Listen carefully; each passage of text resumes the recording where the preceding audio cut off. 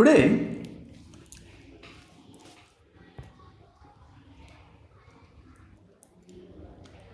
I'll discuss about the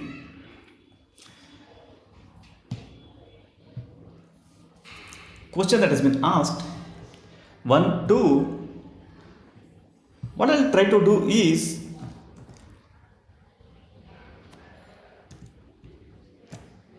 I'll try to make this clearly applicable to our ethics paper.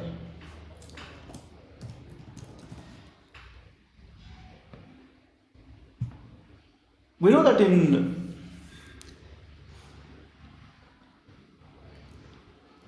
ethics we have a particular topic where we have to deal with the ideology or the principles that have been professed by some of the great leaders that the nation has produced, be it a bureaucrat, be it a politician, be it a freedom fighter, whoever it is. So I'll ensure that whatever the lessons from the lives and teachings of great leaders or reformers or administrators that we have to know as part of our syllabus in terms of what is called as human values, I'll try to ensure that today's topic is completely in tune with this requirement while covering its applicability in each and every paper that we have for UPSC.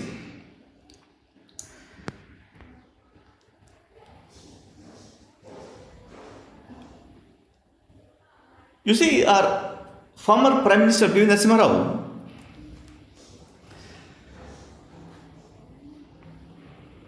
probably is less known to the world in the way that actually we must know him. Here, I will not try to be really praiseworthy. I will not try to be criticizing his policies or ideas or any other such dimension of his personal or political life from a partisan perspective. What I'll try to do is I'll try to clearly deal with his ideas in its entirety and how their applicability or their utility or in terms of consequences, how they have shaped the society, polity, economy or various other dimensions of social life that we have in India. You see, today we see lot of gaga about having one of the largest bunch of entrepreneurs in India. We talk about Startup India Mission. We talk about incorporation of companies in a click of a time. We also talk about the progress of technology. We talk about internationalization of many brands from India, apart from various other brands entering into India. We also talk about how the life itself has changed immediately after the role of this person as the Prime Minister of India. This is generally the known talk that we clearly have about this person.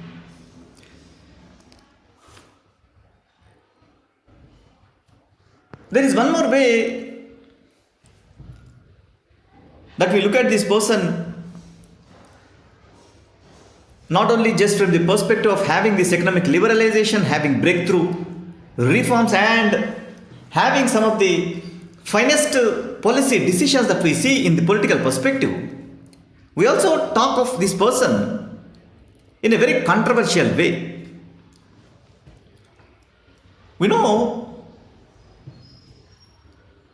that he has been involved in allegedly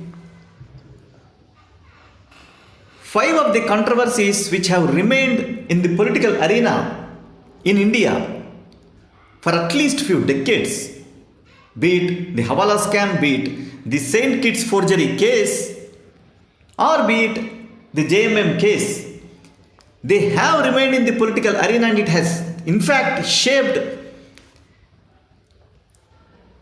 lot of political culture and political fortunes for many of the political leaders that you are seeing today.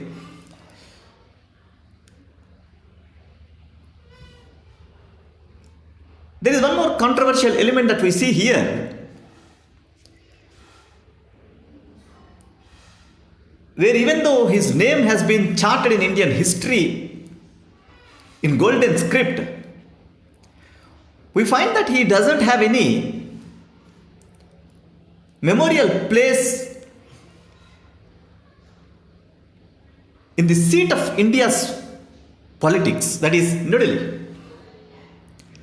This has remained ever controversial, and because of this we also see either one or the other political leader or political leadership or political party trying to hijack him to his political fortunes probably.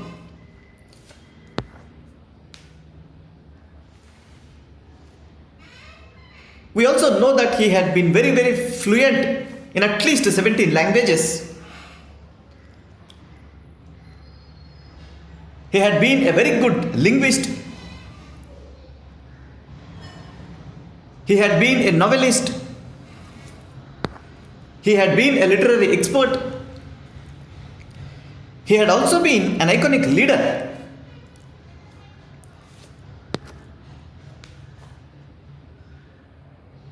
From foreign policy perspective, from the perspective of public service, from the perspective of national affairs,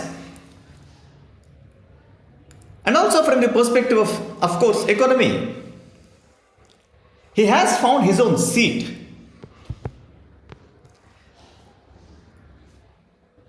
All these are very well known adjectives that we use with respect to P.V. Narasimha Rao. What I'll try to do now is, I'll try to touch upon through few episodes, through few developments, and through some of his words,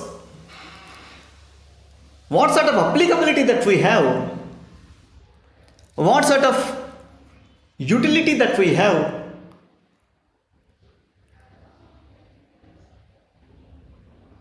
of all those ideas that he has portrayed.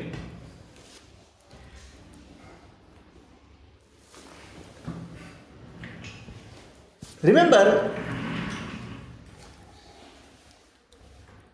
there are few personalities in history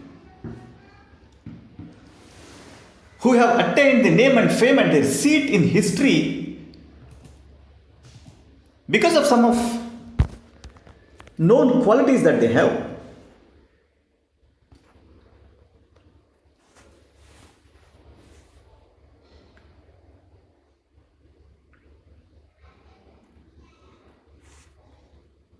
Few of you might have not heard this name, Thomas Jefferson.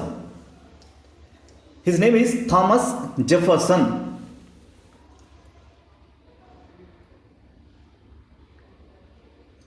He is one of the founding fathers of today's United States of America.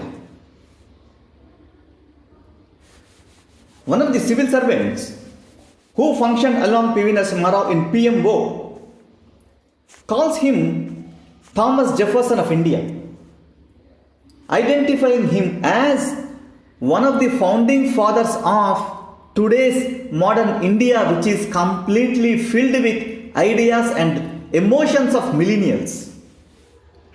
At an age of even 83, when he died, he gave this statement.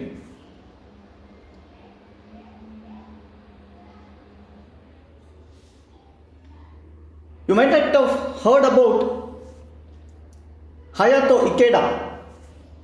Write this name, Hayato Ikeda. He is regarded as founding father of Japan.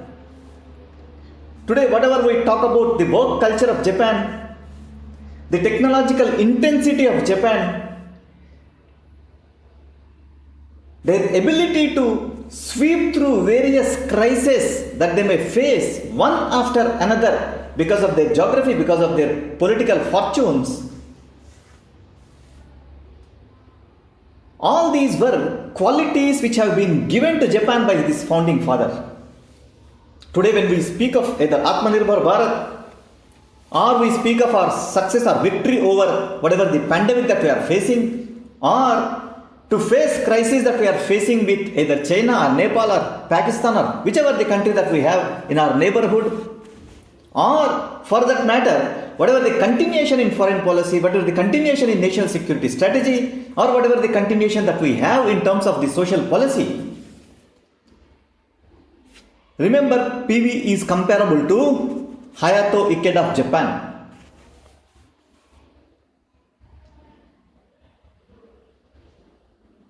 One must also remember what Deng Xiaoping has done to China. In fact, it is the Deng who was credited with whatever the liberalization, economic reforms that China has implemented in early 70s. And remember, the timing then was really right. With respect to this,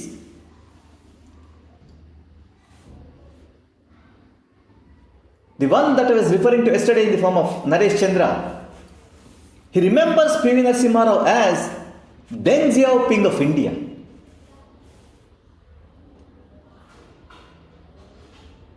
You might not have heard about Friedrich List.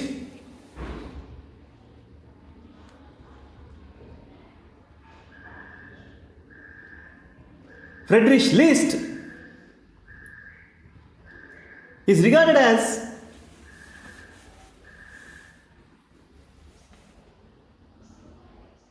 probably one of the finest leaders of Germany.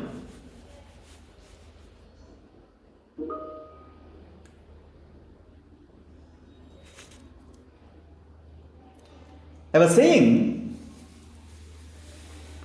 Naresh Chandra referred to him as Deng Xiaoping of India. Deng Xiaoping was president of China, under whose reign they have implemented whatever the fruits that we are seeing today in China in terms of export-led economy, manufacturing-led economy, through whatever the policy reforms in the economy that he has implemented. Probably we have to call this the political economic reforms that Deng Xiaoping has implemented. He has somewhat liberalized the communist ideas towards capitalist ideas or market oriented ideas. It was P.V. Narasimha Rao, in the line of various leaders that we have who have introduced these market reforms in India, who must be regarded as the one who was at the forefront to use his political stature as Prime Minister of India to invest his entire political capital to bring forth these political reforms, because you must remember that this was the time when there was a lot of opposition to these reforms, not only from those who have this bent of communist ideology, but also from his own political party, because they were still carrying this bandwagon of Nehruvian socialism.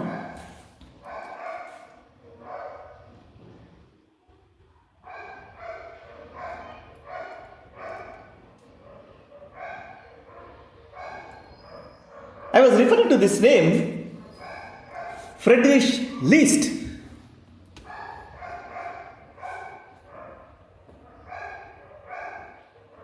Friedrich List was one of the liberal leaders that Germany has seen.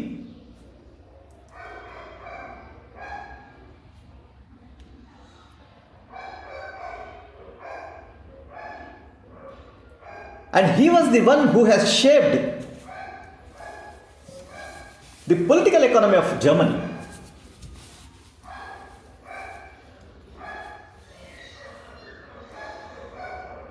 He kept his policy reforms, particularly rooted in history. This is where PV is comparable to Friedrich List.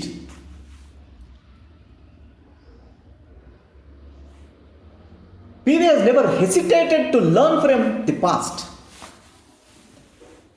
If you look at Vinay Sethupath's book on PV Narasimha Rao, depending upon various evidences that Vinay Sethupathi could collect,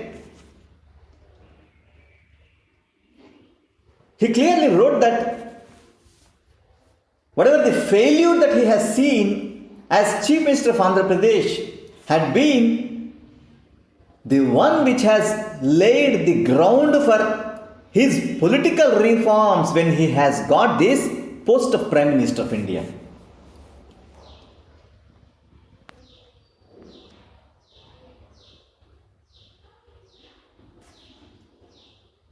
You must remember one more point.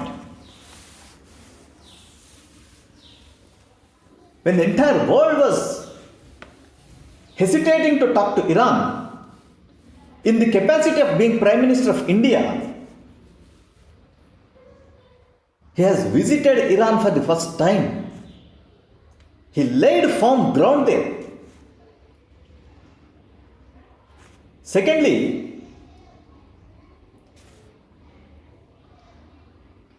you must also remember that even at the level of international relations and at the site of international diplomacy,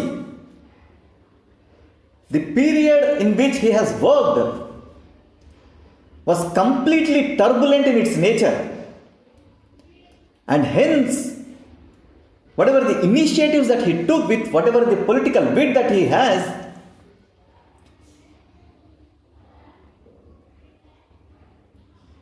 his chief foreign policy aide, Damodaran, called him Jimmy Carter of India. In international diplomacy and in negotiations, he is so comparable to Jimmy Carter.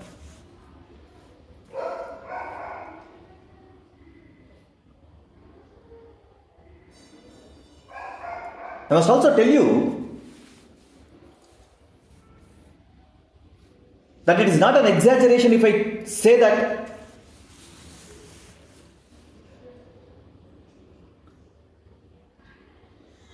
the Allies could win Second World War just because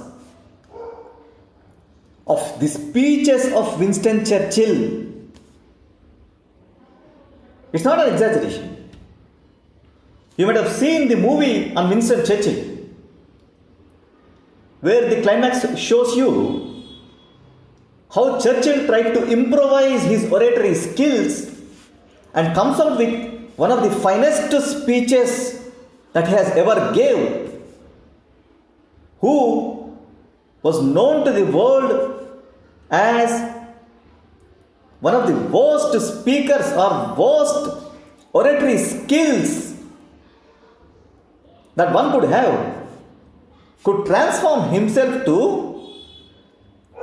one of the person who has finest oratory skills. I am not looking at what was his opinion with regard to India during our independence struggle. That's a different matter altogether.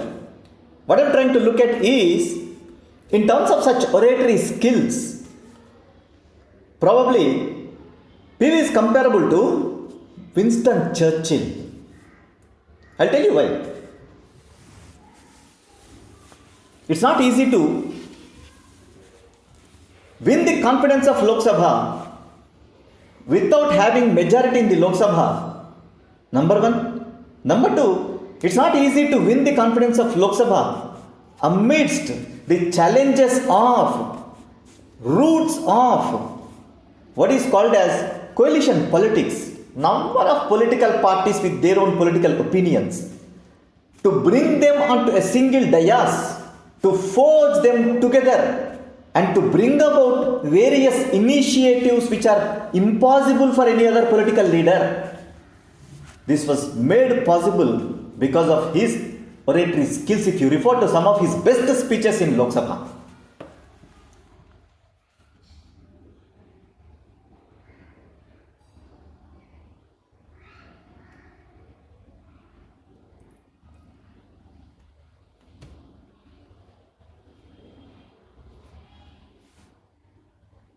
We know that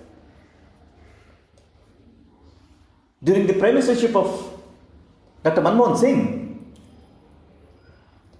we had an environment minister in the form of Jairam Ramesh.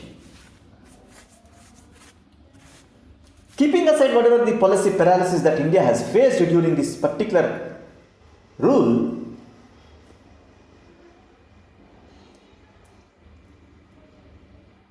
Jairam Ramesh was brainchild of P.V. Narasimha Rao.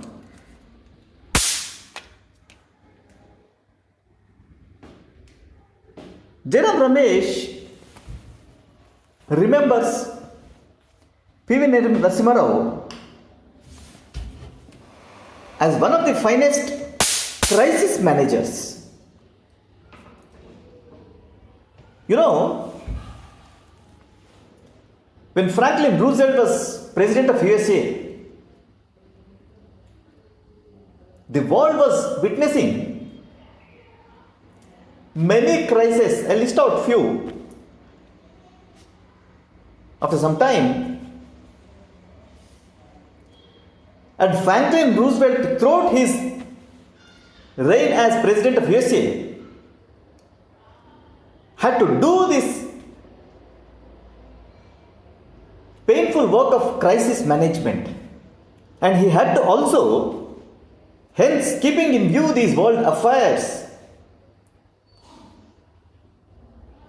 go for a foreign policy which will not really alter the world order to its worst form, given the worst consequences of Cold War that the world has already seen. So he had been compared to even Franklin Roosevelt in terms of this crisis management and foreign policy. And as you know, definitely he has been hailed by many, including opponents, as modern day Chanakya. You see how many roles that he could don. And remember, if I don't refer this, that would be really incomplete. You know who this person is? Lee Kuan Yew.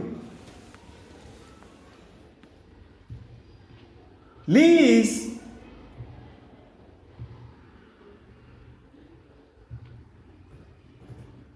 regarded as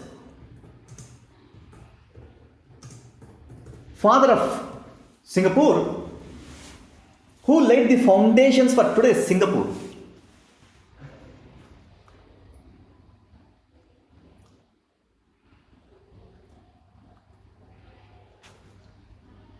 PV can also be regarded as Lee of India.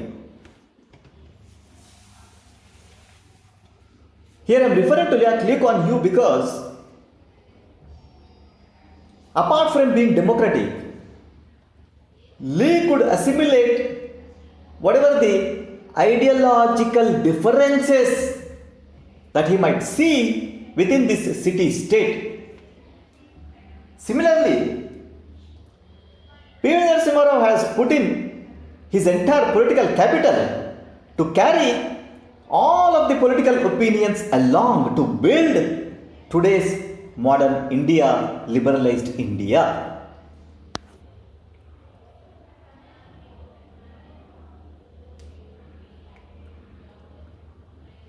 I remember reading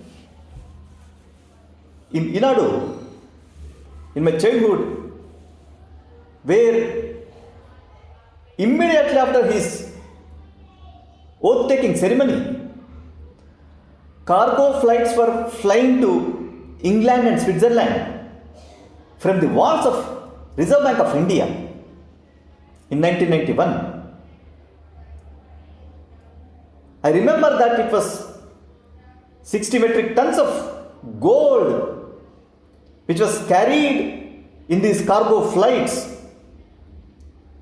in exchange for an IMF loan to the tune of $600 million. He didn't hesitate to do this. Everyone was saying that India is pledging its pride. He says, what's the matter of pride in front of your necessity? As simple as that.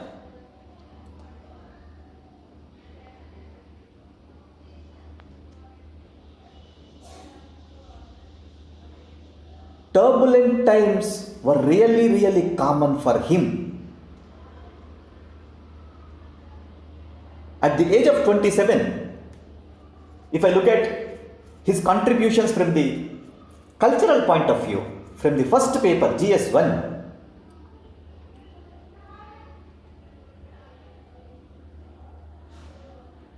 along with his cousin, he worked for a particular weekly that they have initiated. Its name was Kakatiya. It used to get published from Hanamkonda, Warangal. He wrote with his pen name Vijaya. He wrote eloquently.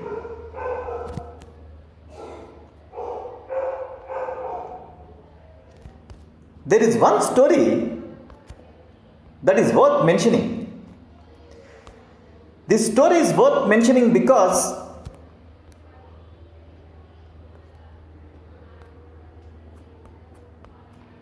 it brought out the socio-political situations which has shaped his political ideology and shaped his persona.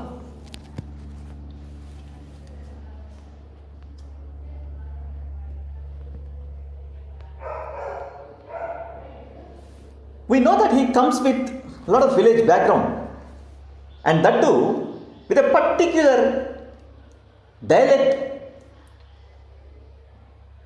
which is in fame today, even at the cultural front, probably because of attainment of statehood.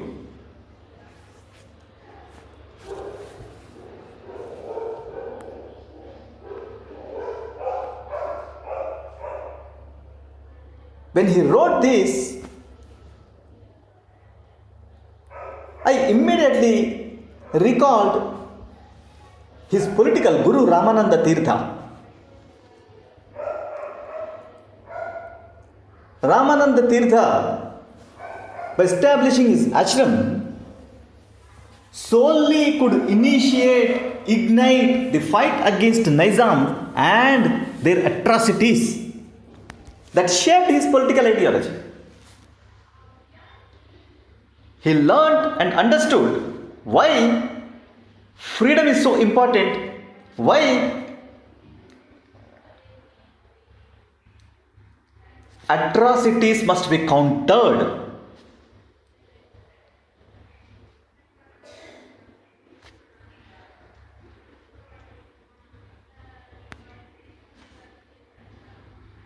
The story that he wrote for this weekly named Kakatiya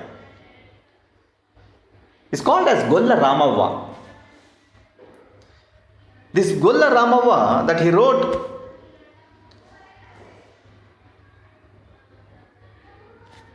has only 3 characters.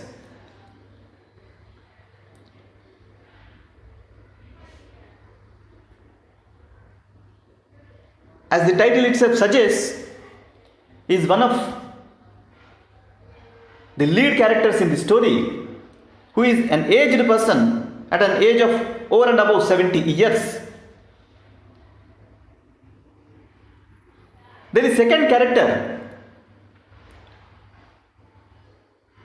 who is of 15 years old, and she is the granddaughter of this Golla Ramavva. You see this expression Golla Ramavva. I remember P.V. Narasimha recalling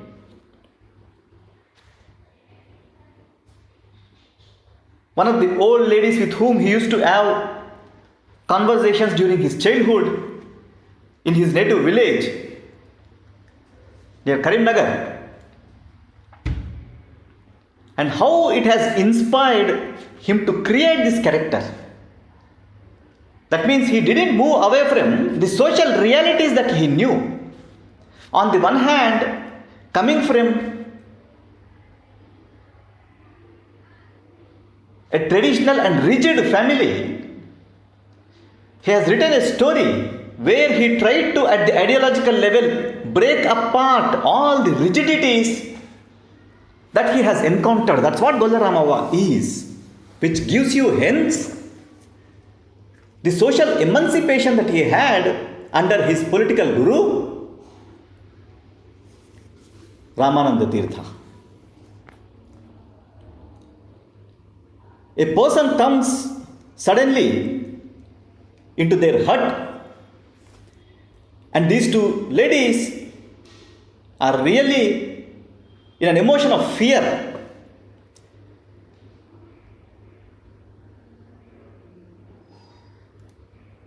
Where this old lady feels that probably this young woman now cannot escape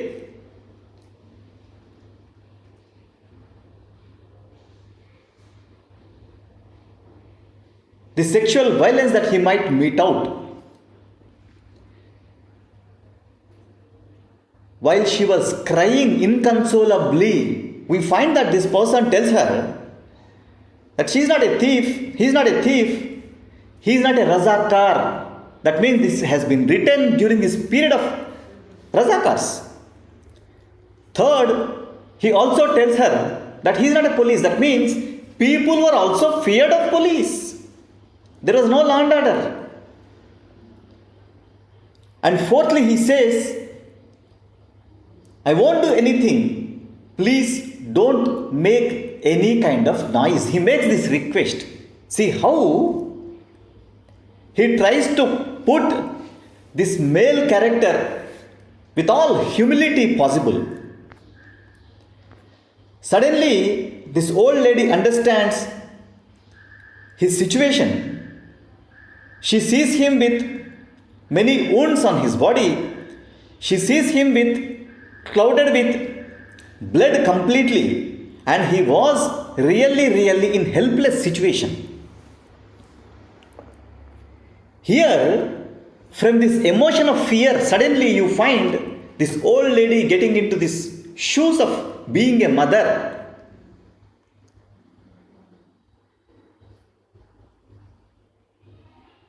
And she does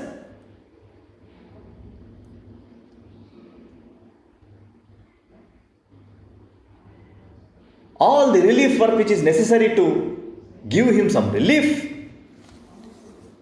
She also makes buttermilk for him and gives him that buttermilk.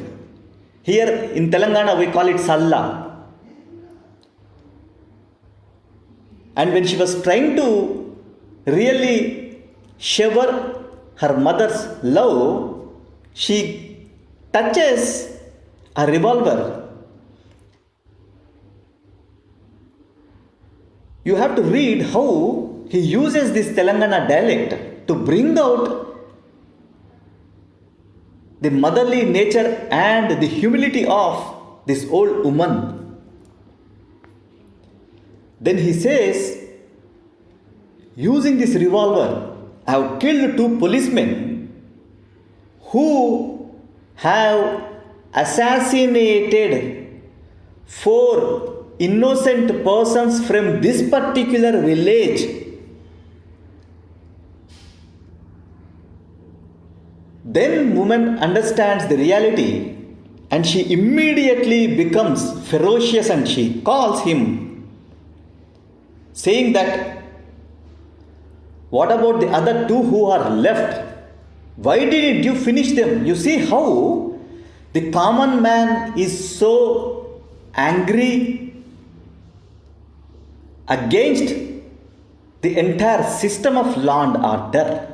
Golla Ramava is a symbol of this socio-political reality, including the structure of caste with which we were really facing with. She says, There are two left, you have only done half of work. You must complete.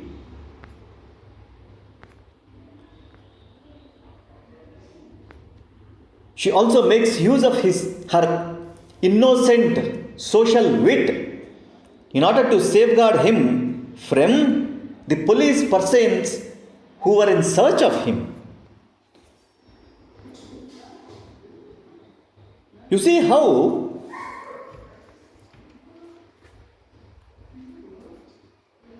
the entire adverse situation has been handled here in this particular story by this author, showing us the realities of that particular age.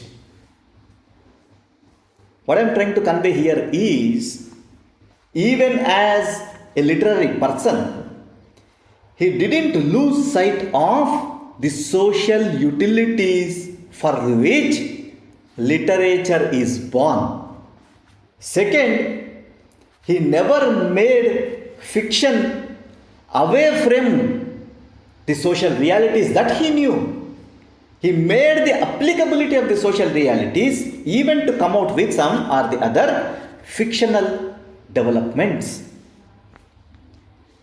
Third, it gives you socio-political crisis that entire Telangana was facing during this part of the period in 40s and 50s, where Razakars were at their freak in assassinating the rights of citizens.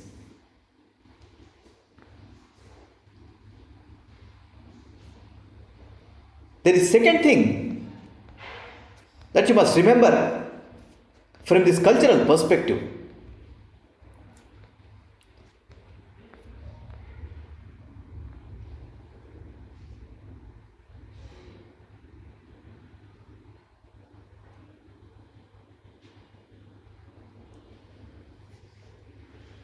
There is a Marathi book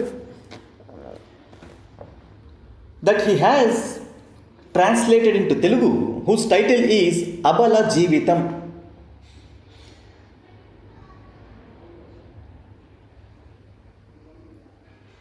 He was very fluent with Marathi.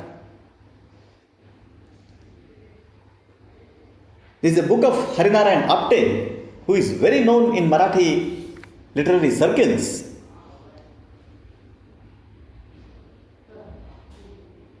The book that he wrote was Arpan Lakshata Kon Gheto. This book Abala Jeevitam, which is a translation of this Marathi original, clearly brings out the gender perspective that he had. He was so modern in his outlook in relation with having such a gender perspective at such an age. He is probably comparable to one of the finest gender experts that we have in India as on today.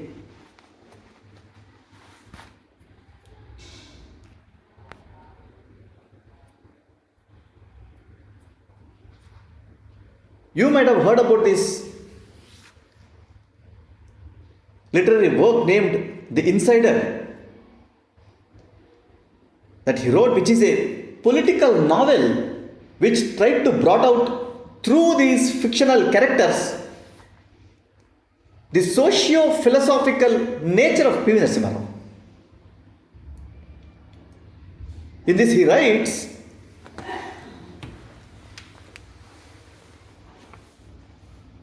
that he used to get this dream of the biggest leader of the world. He writes this at an age of 4 years and 5 years.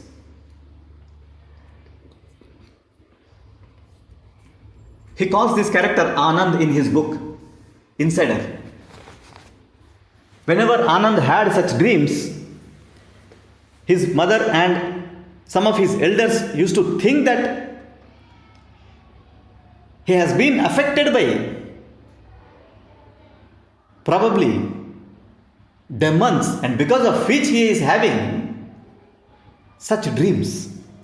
You see how innocent he was, how truthful he was in portraying these realities through this fictional character called Anand.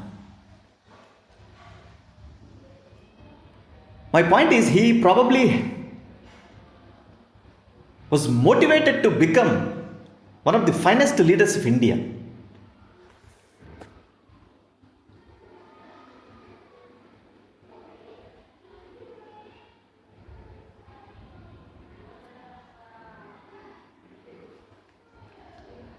If I don't differ these two names, probably it is very incomplete about the cultural aspects of P.V. Narasimha Rao. One is Garlapati Radhava Reddy Garu, and the second is Kaloji. Along with one of the book that P.V. was really fond of even when he was Prime Minister. In mid 16th century, there was one literary work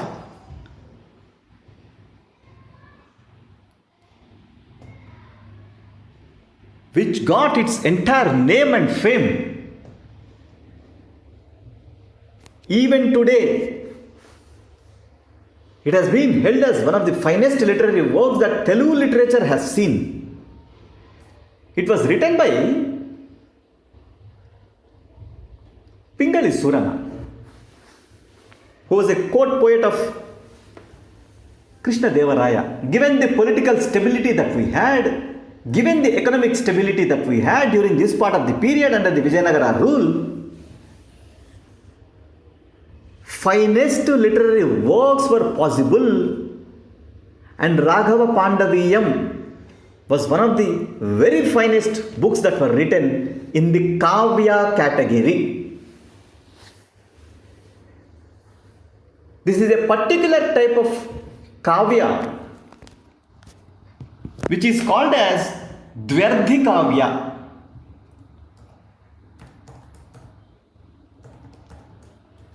Dvyardhi Kavya. This Dvyardhi Kavya, as the title itself is suggesting, will have single poem, but it will have two meanings. Raghava Pandaviyam is all about both Ramayana and Mahabharata by writing a single poem reflecting both the stories in each and every poem.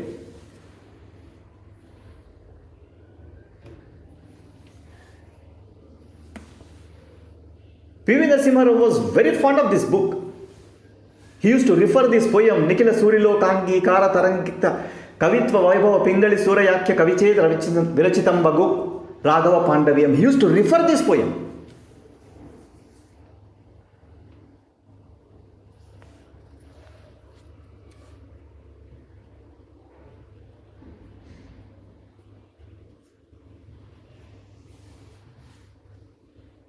In this, Pingali Surana calls himself Dhimani, meaning no one can write like this. He called himself with such an adjective.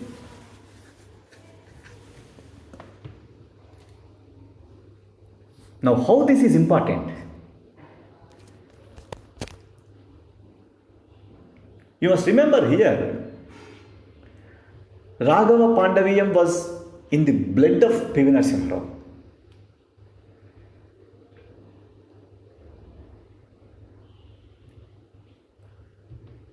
When he implemented these economic reforms, he took a cue from his literary scholarship, from this favorite text that he has in the form of Raghava Pandaviyam, through interpretation.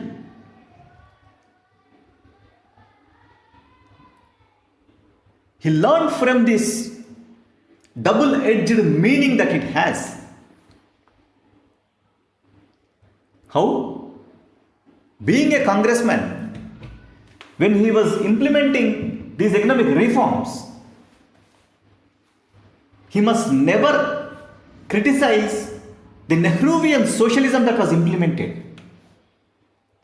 If he has done so, that would have been immediate failure with the political backlash that he might have faced.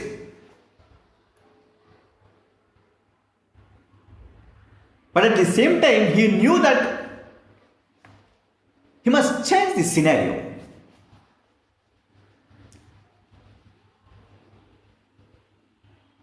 He must invite liberalization. So he took cue from whatever that he has learned from this Raghava Pandaviyam that was taught to him by this teacher named Garlapati Raghava Reddy. And he has just applied it. He claimed on the floor of Lok Sabha, when he introduced these economic reforms, when he was facing severe criticism, he simply claimed in finest and simplest terms possible that liberalization is just an extension of Nehruvian socialism. Single statement.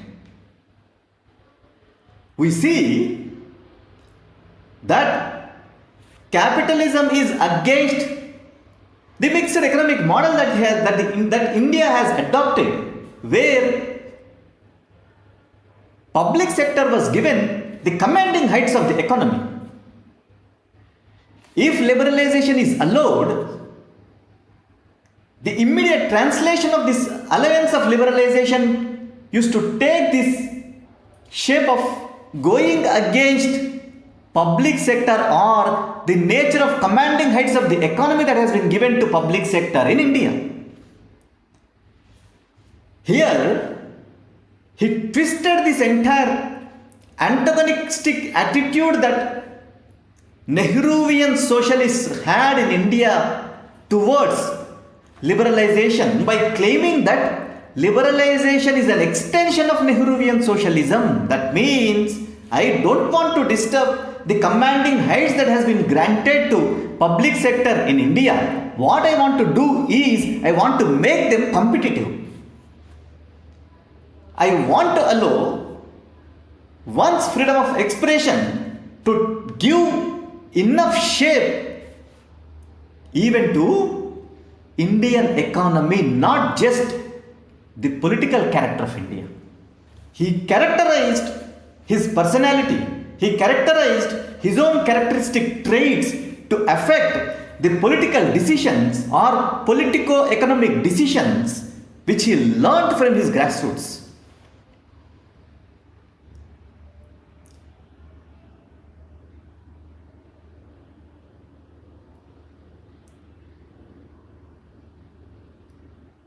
When you find time,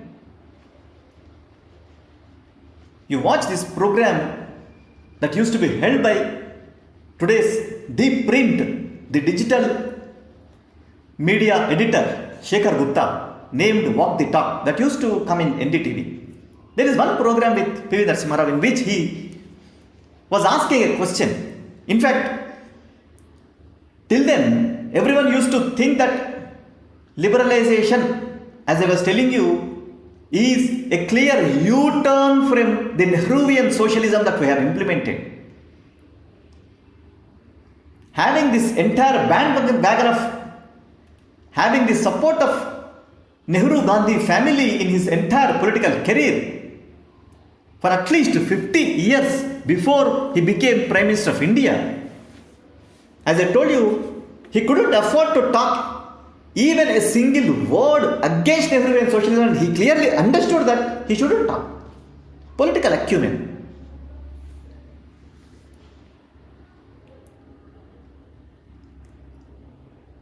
When Shekhar Gupta asked him, how could he really carry forward this so-called U-turn?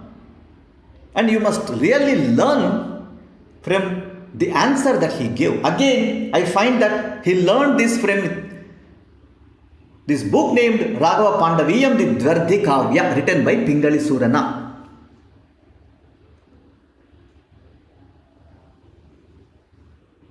You'll be surprised to know the ethical cum philosophical dimension of P.V. Narasimha Rao in these 30 or 40 seconds odd answer that he gave.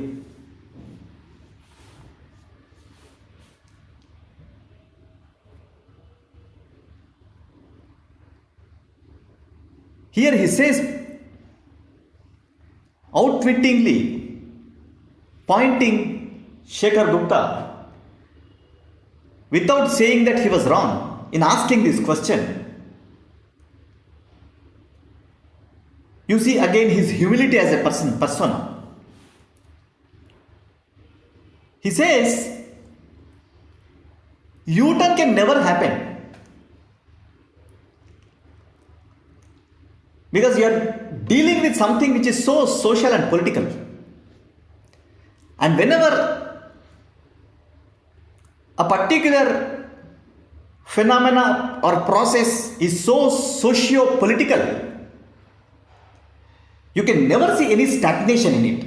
He's so clear in his terms. Any socio-political phenomena or process can never have stagnation. He was very true. Fundamentally, this is the character of any socio-political phenomenon. In such a case, how can we say that it's U-turn? It's not U-turn. So he says, everything was in motion. What he has done is he has given it some acceleration. So clear, so philosophical in these terms. What he was actually trying to do is, when he was introducing these liberalization reforms, and when he called it, it's just an extension of Nehruvian socialism, he was saying, change is continuous. See how simple in terms of philosophy that he has enunciated from the ethical perspective. Change as continuity. Amazing. This is where he still remains in the annals of India's political story after it became a democratic republic. Disguising change as continuity is this love towards ambiguity that he has, using it as a political tool, political wit, in order to play the words to suit his political goals, to suit the nation's political goals. This is where he must be remembered.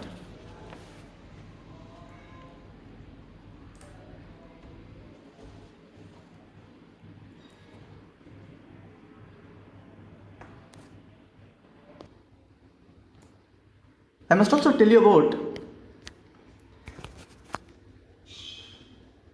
the fond association that he had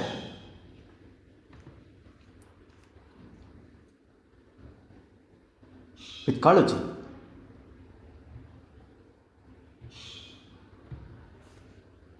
You know that I was referring to this name Sadashiva Rao, with whom he started this weekly named Kakatiya Patrika.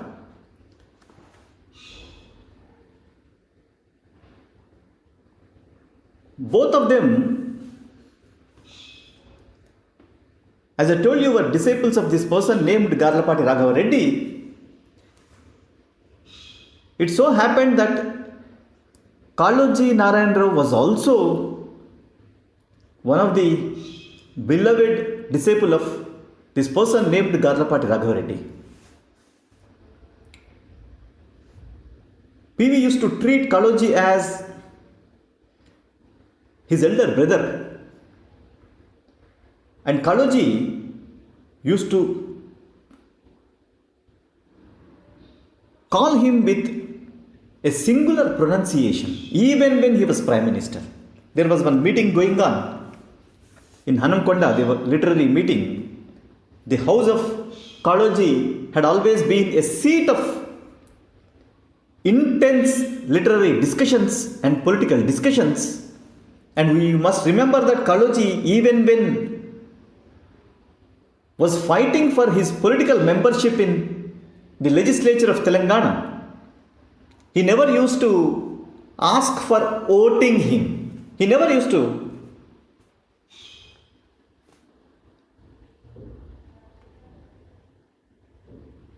take this political route of seeking votes. He used to tell that choose the leader who does service to this nation. Kaloji had been a rich socio-political ideology. If you read through some of his poems,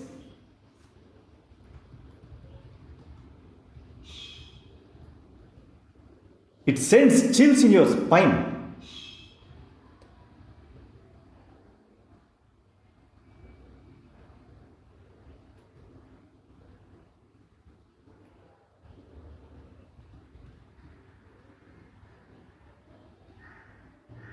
When he wrote that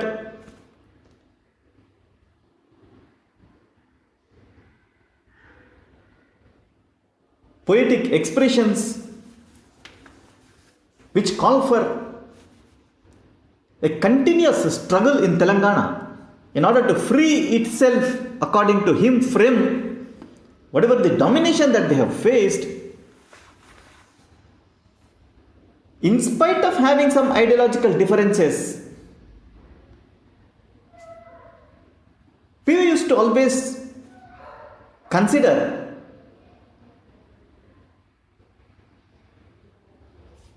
Kaloji has his other socio-political guru whom he tried to emulate.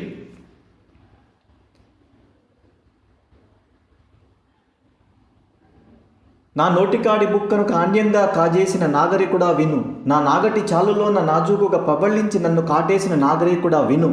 In which he calls గొంతొక్కటి గొడవొక్కటి తెలంగాణ వెలిగి నిలిచి ఫలించలే భారతాన తెలంగాణ జిందాబాద్. When he wrote this, and when he uttered this from a particular literary stage, PV says he was so influenced and motivated.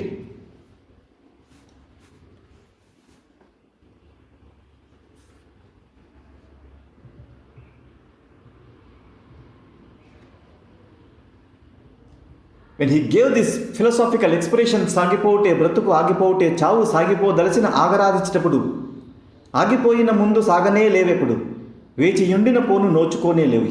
When he wrote this philosophical expression in literary form, PV tried to emulate this in his personal and political life. How do I know this? Once Kaloji happened to go to Delhi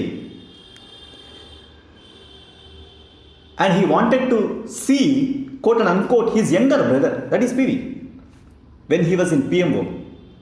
And as you know, one has to go through the entire security related checks if he has to meet Prime Minister, and in fact it's impossible to go and meet him straight away. Kaloji didn't allow security personnel even to touch him, saying that I am not meeting your Prime Minister, I am meeting my man. Having known that PV is his close associate, he didn't hesitate to take whatever the step that was possible.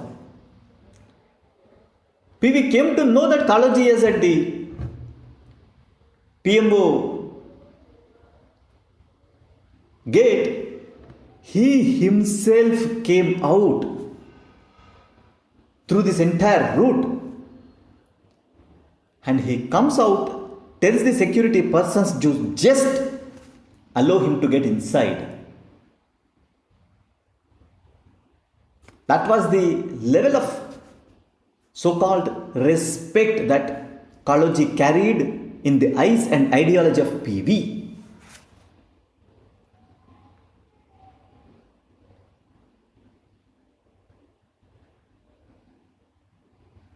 Why am I referring to this entire personal relationship that Kaloji and PV had together?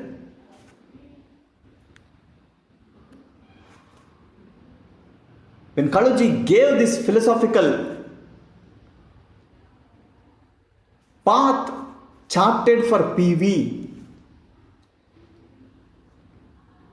he made it applicable in the entire turbulent times that he has seen. You know that he assumed power when India's economy was in complete doldrums. India was financially bankrupt, and at the same time, you must also remember that from the ethical perspective, if I say this, it is not an exaggeration, where even from moral and ethical perspective, India was bankrupt when PV became the Prime Minister of India. Financially and morally being bankrupt, having a weak economy, having a minority government, having the incidents of intense terrorist activities in Punjab and Kashmir, having continuous blasts in this financial capital called Mumbai, and having natural disasters which have had their disastrous impact in regions such as Latur, where we have seen a massive earthquake hitting it in Maharashtra. Turbulent times had been the close associate, just like Kaloji, for PV. Hence, whatever Kaloji wrote in the form of Bratuku became an ideological light for PV. He himself acknowledged it. It was amidst these turbulent times he became Prime Minister. There was no time at all to sit back and relax. And at the same time, even at the global front, what we see is many crucial events taking shape and occurring from each and every corner of the globe. We saw that the German wall was broke apart, leading to unification of East and West Germany, which has further grounded the roots for multilateralism by forming a very strong European Union in spite of the certain intrinsic weaknesses even though it had. Secondly, where this iron-clad curtain was lifted in this case of Germany, we find suddenly fall of the Soviet flag after experimenting itself with the rule of communism and socialism for almost 69 years since 1917.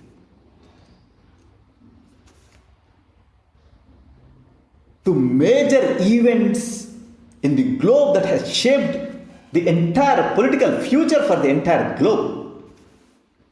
Similarly, amidst these developments, during the reign of PV, we have also seen some of the very important dialogues and debates that have occurred between Washington and Moscow, where this dealing with these issues such as strategic arms reduction treaty, the second such summit meeting was held between Moscow and Washington, which was watched closely by this political leader.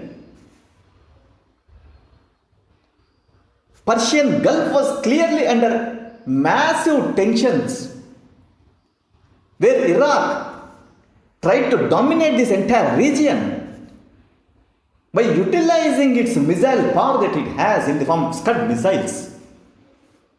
These Scud missiles became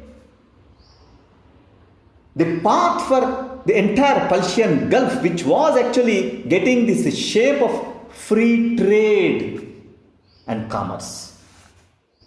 United Nations Security Council, through its resolution, could silence the entire crisis that has wreaked havoc in this region of Persian Gulf.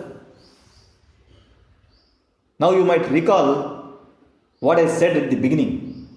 PV was the one who laid the foundation for our relationship bilaterally with Iran. You can imagine how this global event has shaped our future bilateral relationship. And at the same time, we saw this agreement called GATT, General Agreement on Trades and Tariff, giving way to the emergence of WTO, one of the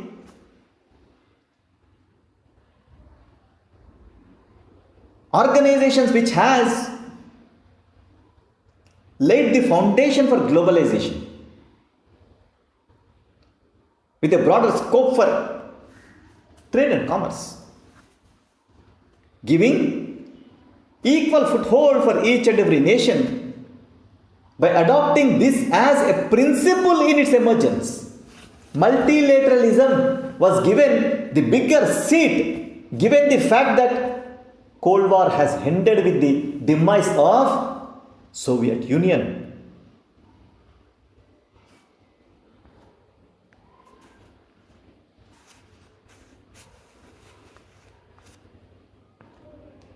And at the same time, this was one such crisis period which also called for having one or the other kind of vision.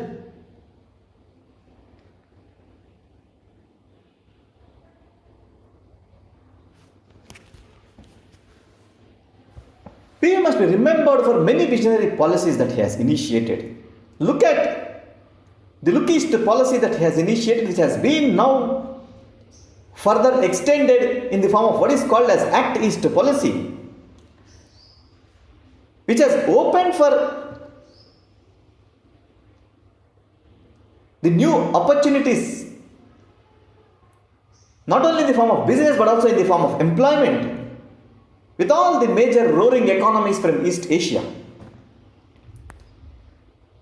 In spite of having many civilizational links, in spite of having historical roots, somehow the political leadership till then have neglected this one very important fact. That's where I was saying he learnt enormously from the past. He didn't never lose sight of it. Similarly, he always had his tactical vision giving shape to one or the other policy form.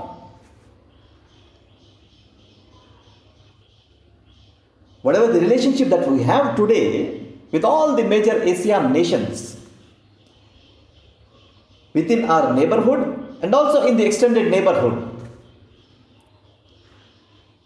it was a brainchild of PV, a tactical step that he took.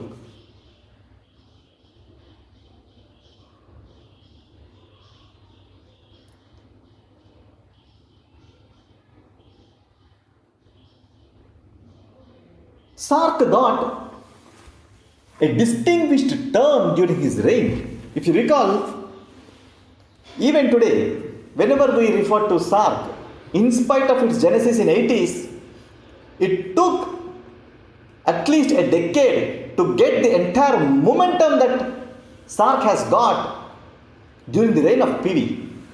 He was the one who really shaped the idea that economy must be kept outside of the political differences, because Kashmir issue was taking the entire development of SARC as a hostage to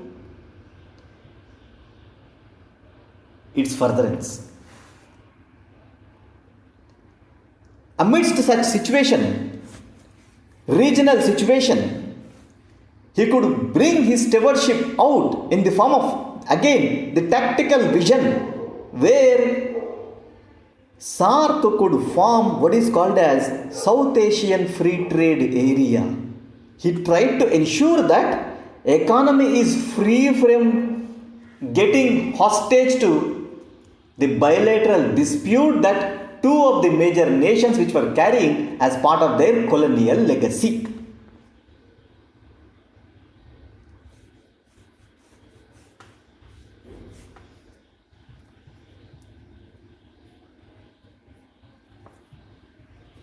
If you observe our relationship today with Israel, you can't stop yourself from praising Rao's witty diplomatic skill. You know, India was not at all in a position to keep itself away from the reality of Palestine, the West Asian region.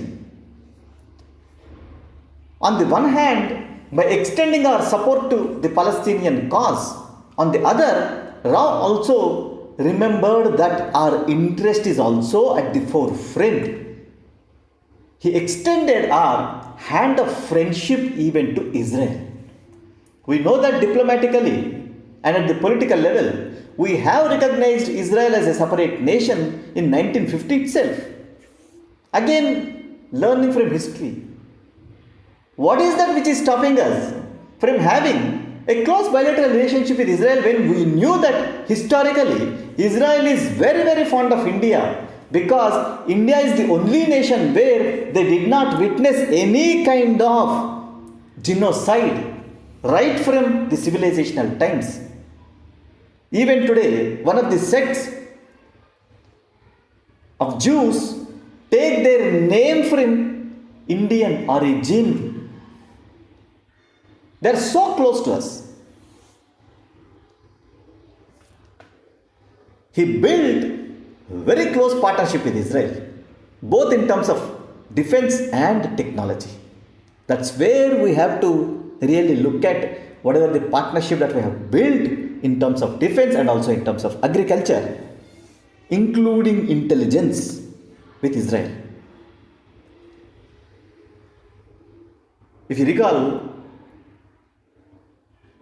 this political vision will be clearly in sight if you look at in detail our situation during Kargil war. You must remember that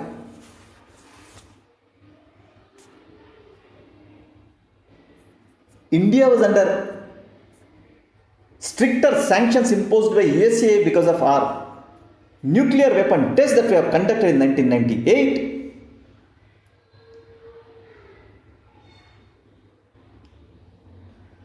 Number two, given this situation, critical technologies were stopped from being supplied to India.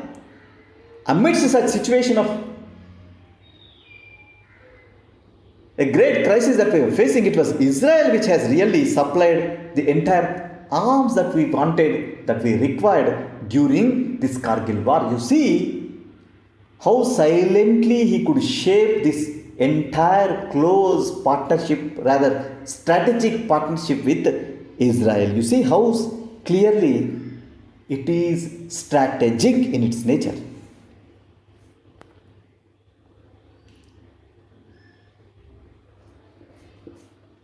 Kalaji used to say that Shastram Paddhati Chabutundi, Acharana Bratuku Chatutundi. శాస్త్రం ఆదర్శం వల్లే వేస్తుంది, ఆచరణ సాధ్యం నిరూపిస్తుంది. These words were clearly given a political shape, a diplomatic shape by Peel.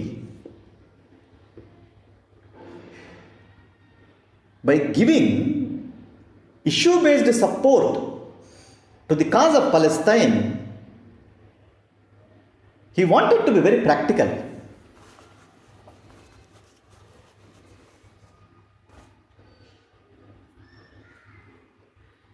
He knew that you can't erase Israel from the political map of the world. So you can't keep it untouchable anymore, given the new shapes that we were seeing getting developed in the world order. It's a much requirement.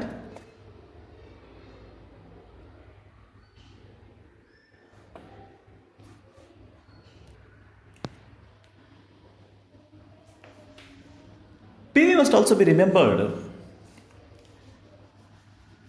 for whatever the triangular love story that he built between India, Russia, and USA. You must remember that in spite of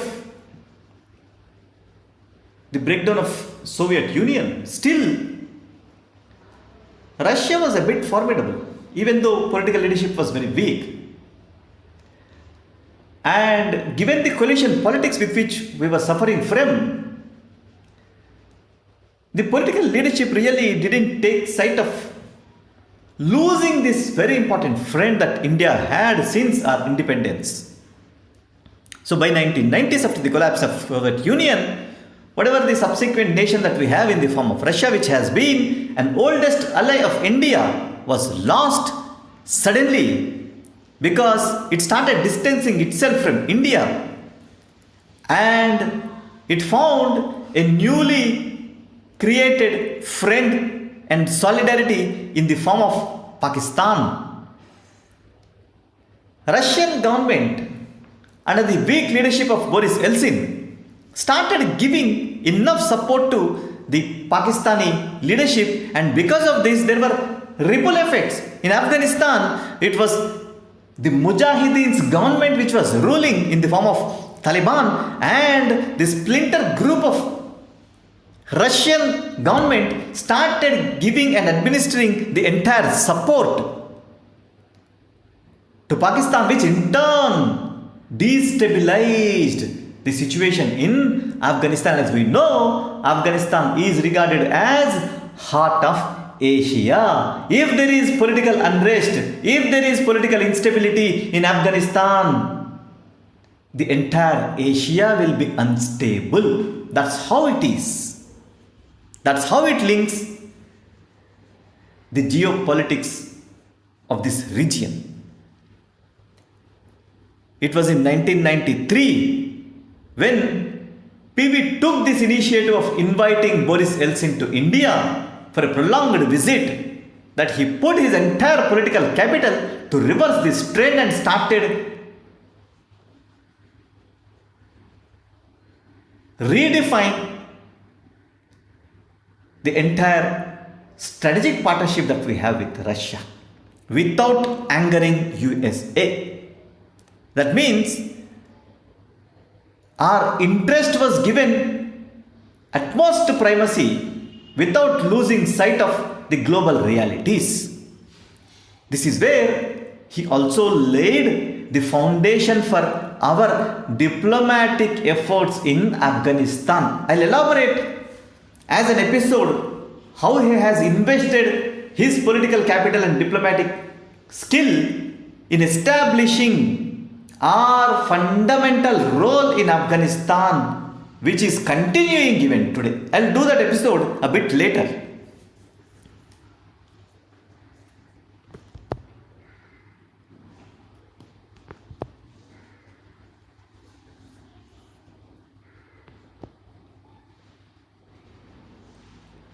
There was one more development where his political acumen was clearly out. You know,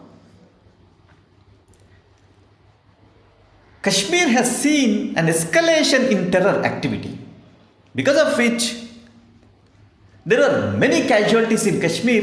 The implementation of the Disturbed Areas Act has led to many violent incidents.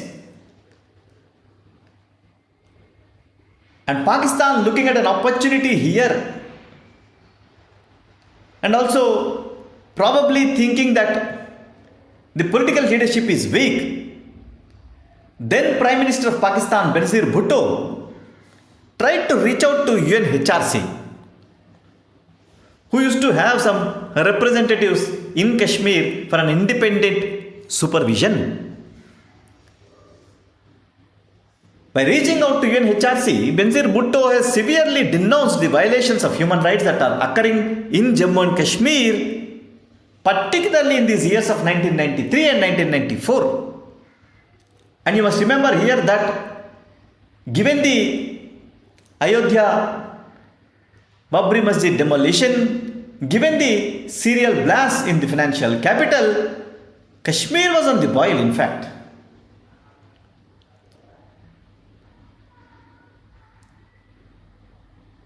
However, here comes PV's political acumen out in the form of a decisive strategy that he has adopted. This was the situation where he felt that it is not a diplomatic leader who must reach out to UNHRC, but a political leader with the diplomatic skill, with the political diplomacy acumen rooted in his political ideology, must go there in order to counter these illicit claims that the Pakistan was making. He chose then leader of the opposition, Atal Bihari Vajpayee, as the head of the Indian delegation that has travelled to Geneva in order to put forth India's stand on Kashmir at UNHRC, which has been done effortlessly by Atal Bihari Vajpayee. We don't know whether this has done to silence the opposition that he has politically at the domestic front, or he has done it in order to ensure that we will have a successful diplomatic effort if I send a political leader as a diplomat to this entire episode that was initiated by Benazir Bhutto government. However, it was a dramatically successful event which gave him much more fame with all the political leaders that I was referring to at the beginning.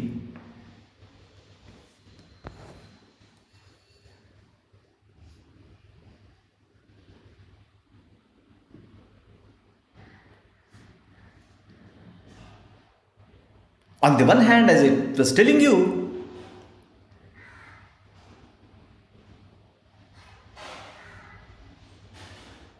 amidst this coalition politics, it was the first such non-coalition government without having majority has remained in power for the entire 5 years. Number one. Number two, wherever such political situation is there, we always encounter whatever the security threats that are possible, and he has done this and he has passed this test of lacking political consent on the floor of the Lok Sabha without compromising our national security. You must also here recall that he is the political father for the arrival of PSLV, Polar Satellite Launch Vehicle, which has been used most of the times by ISRO to launch number of military satellites. Number one. Number two, it is the time of PV that we have speeded up the missile development program, which has been taken up at the domestic level by funding it